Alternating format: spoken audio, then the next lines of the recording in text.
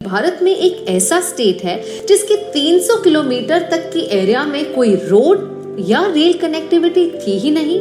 मैं बात कर रही हूँ जम्मू और कश्मीर को जोड़ता उधमपुर श्रीनगर बारामूला की 272 किलोमीटर की ये रेलवे लाइन तो बहुत आराम मिला जब से मोदी जी की सरकार आई है। मुझे लग रहा है कि J&K बहुत सारे लिहाजों से चेंज हो रहा है, क्योंकि रोड्स बन रहे हैं और हॉस्पिटल्स बन रहे हैं। हमारे लिए बहुत सारी ऐसी चीज़ें हैं जो हमें आज के वक्त चाहिए, जो हमें चाहते हैं, वो सब हमारी नीड्स पूरी हो रही हैं। प्राइम मिनिस्टर और इंडियन इंजीनियर्स ने प्रूव कर ही दिया, where there is a will, there is a railway. This is world's highest railway bridge.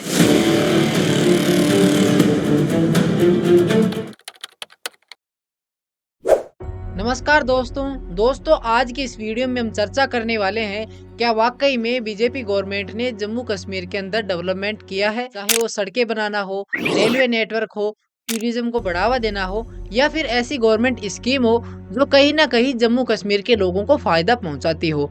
आगे बढ़ने से पहले आप लोगों को मैं बता दूं, यह वीडियो किसी भी पॉलिटिकल पार्टी के सपोर्ट या विरोध में नहीं बनाई गई है।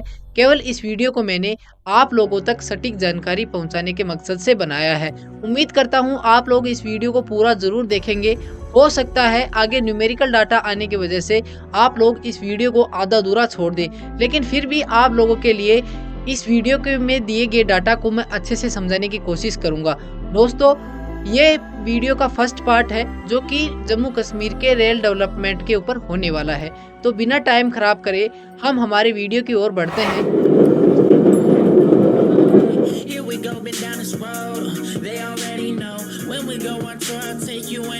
दोस्तों, अगर हम जम्मू कश्मीर के रेल डेवलपमेंट की बात कर ही रहे हैं तो हमें इस बात पर भी जरूर चर्चा करनी चाहिए कि जो जम्मू कश्मीर का रेल डेवलपमेंट है वो शुरू से लेकर अभी तक किस रफ्तार से हुआ है। दोस्तों, अंग्रेजों द्वारा 1897 में जम्मू और सियालकोट के बीच मैदानी इलाकों में 40 से 45 किलोमीटर की रेलवे लाइन बनाई गई थी। फिर 1902 और 1905 में दो नई और रेलवे लाइनों का प्रस्ताव रखा गया, जिनमें पहली रेलवे लाइन रावलपिंडी से श्रीनगर और दूसरी जम्मू से श्रीनगर रखी गई थी। दोस्तों, यहाँ एक दिक्कत आ पड़ी। जम्मू कश्मीर के राजा प्रताप सिंह जो केवल जम्मू श्रीनगर रेलवे लाइन के पक्ष में थे, और इससे ये हुआ कि दोनों रेलवे लाइनों की परियोजना में से कोई भी परियोजना आगे नहीं बढ़ पाई। इससे आगे हम देखें तो 1975 में पठानकोट जम्मू रेलवे लाइन के उद्घाटन तक, जो जम्मू कश्मीर के सबसे नियरेस्ट रेलवे स्टेशन था, जो पंजाब में पठानकोट था।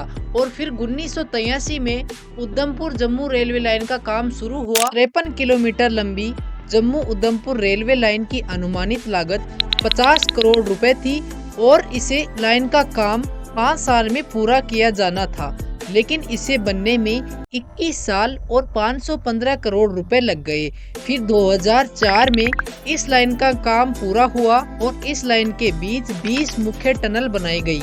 जब इस लाइन का काम चल रहा था तो 1994 में केंद्र सरकार ने उधमपुर से श्रीनगर और फिर बारामूला तक रेलवे लाइन के विस्तार करने की घोषणा की, जिससे 1995 में 2500 करोड़ रुपए की अनुमानित लागत से मंजूरी दी गई। लेकिन दोस्तों, इस परियोजना को जो रफ्तार मिली वो 2002 के बाद मिली, जब अटल बिहारी वाजपेयी जी की सरकार थी और उन्होंने इस परियोजना को भारतीय रेलवे द्वारा किए जाने वाले सबसे चुनौतीपूर्ण कार्यों में से एक होने के नाते राष्ट्रीय परियोजना घोषित की और इस परियोजना का नाम USBRL रखा गया, जिसका उद्देश्य कश्मीर घाटी को भारतीय रेलवे नेटवर्क से जोड़ना था। दोस्तों, इससे आगे जो डाटा मैं आपको बताऊंगा वो थोड़ा सा न्यूमेरिकल है, तो उसे अच्छे से समझाने के लिए मैं डिजिटल बोर्ड का उपयोग करूंगा। अभी तक हमने देखा कि कैसे USBRL परियोजना को 2002 के बाद रफ्तार मिली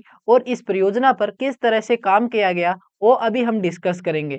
दोस्तों, USBRL परियोजना की कुल लंबाई 272 किलोमीटर है और इस परियोजना को मुख्य 3 चरणों में बांटा गया है।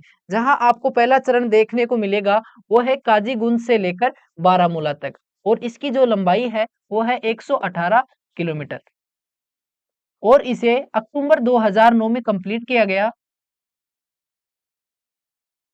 दोस्तों, इसी परियोजना का जो दूसरा चरण है वो है बनिहाल से काजीगुंड तक, और जिसकी लंबाई 18 किलोमीटर है और इसे जून 2013 में कंप्लीट किया गया। दोस्तों, इसी परियोजना का जो तीसरा चरण बचता है वह है उधमपुर से कटरा के बीच, जिसकी जो लंबाई है वो है 25 किलोमीटर और इसे मार्च 2014 में कंप्लीट किया गया। यहाँ आप देखें तो इस परियोजना का जो पहला चरण है वो है काजीगुंड से लेकर बारामूला तक, जिसकी जो लंबाई है वो 118 किलोमीटर और इसे अक्टूबर 2009 में कंप्लीट किया गया। वहीं दूसरा चरण है वो है बनिहाल से काजीगुंड तक, जिसकी जो लंबाई है वो 18 किलोमीटर और इसे जून 2013 में कंप्लीट किया गया। दोस्तों, वही तीसरा चरण है वह है उधमपुर से लेकर कटरा तक, जिसकी जो लंबाई है वह है 25 किलोमीटर और इसे मार्च 2014 में कंप्लीट किया गया। दोस्तों, मार्च 2014 में जो तीसरा चरण कंप्लीट होता है, उसी साल मई 2014 में नरेंद्र मोदी प्रधानमंत्री बन जाते हैं और उन्होंने उधमपुर से लेकर कटरा वाले रेलवे लाइन ट्रैक की जुलाई 2014 में इनॉग्रेशन कर देते हैं और इस ट्रैक पर ट्रेनें चलना चालू हो जाती हैं। और इसका फायदा ये हुआ कि यहाँ के स्थानीय लोगों के साथ माता वैष्णो देवी के भक्तों को इसका सबसे ज्यादा फायदा पहुंचा।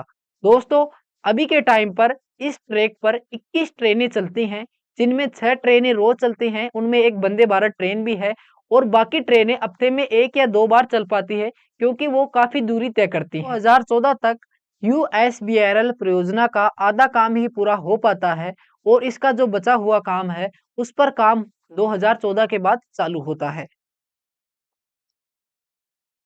जहां आप देख पा रहे होंगे कि ये जो ग्रीन पार्ट आपको दिखाई दे रहा होगा, इस पर 2014 से पहले काम पूरा हो चुका था और जो रिमेनिंग पार्ट आपको दिखाई दे रहा है, इस पर 2014 के बाद काम होना चालू होता है। जहां इस USBRL परियोजना का जो सबसे कठिन काम था वो था बनिहाल से लेकर संगलथान तक रेलवे ट्रैक बिछाना और इस पार्ट को 3 डिवीजन में बांटा गया, जहां आपको फर्स्ट डिवीजन देखने को मिलेगा बनिहाल से लेकर खारी तक, जिसकी लंबाई 15 किलोमीटर थी और इसका जो दूसरा पार्ट है वो है खारी से लेकर सुबट तक, जिसकी लंबाई 14 किलोमीटर है और इसका जो थर्ड डिवीजन है वो है सुबट से लेकर संगलधान तक, जिसकी लंबाई 20 किलोमीटर है। दोस्तों, इस रेलवे ट्रैक पर आपको famous railway bridge Chenab railway bridge भी देखने को मिलेगा, जो अकेला मात्र 14,000 करोड़ रुपए की लागत से बना है। और आप देखें तो बारामूला से लेकर उधमपुर तक जो रेलवे ट्रैक पर इलेक्ट्रिसिटी का काम है वो लगभग पूरा हो चुका है और कुछ पर अभी भी काम चालू है। अगर आपको बारामूला से लेकर बनिहाल तक सफर करना है ट्रेन का, तो इस ट्रेन में 2 ट्रेनें तो जाने की और 3 ट्रेनें आने की आप लोग को उपलब्ध कराई गई हैं।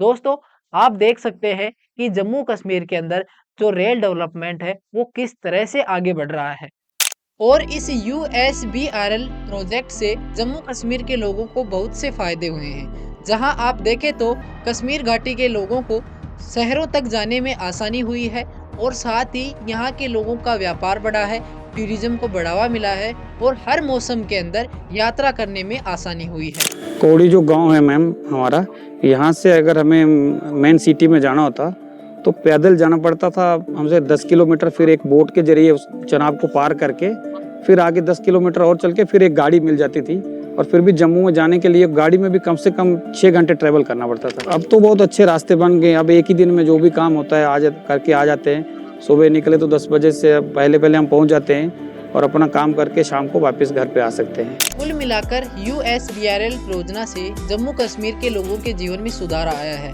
जिनसे उनका आर्थिक, सामाजिक और सांस्कृतिक विकास हुआ है। दोस्तों, इसी के साथ हमारा जो फर्स्ट पार्ट है रेलवे डेवलपमेंट ये पूरा होता है और नेक्स्ट पार्ट में हम टूरिज्म और गवर्नमेंट स्कीम्स को कवर करेंगे। इसलिए आप चैनल सब्सक्राइब करके बेल नोटिफिकेशन को जरूर दबाएं ताकि जैसे ही वीडियो आए आप तक नोटिफिकेशन पहुंच जाए। मिलते हैं नेक्स्ट वीडियो में। जय हिंद, जय भारत।